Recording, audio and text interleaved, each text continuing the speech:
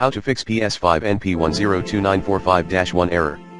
Here are some tips that would help fix PS5 NP-102945-1 error. 1. Restart your network equipment, like your router or modem and your PS5 machine. Then perform the software update again. 2.1 Pre-download the latest PS5 system software file to some supported USB drive. 2.2 Insert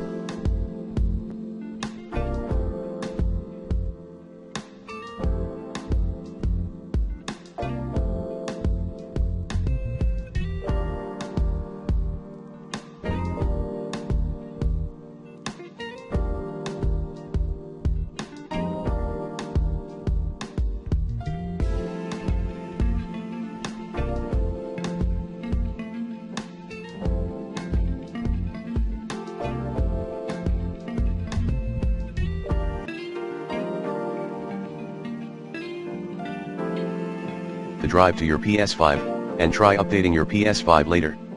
3. Make the best of some newer game disk for PS5 to update your console.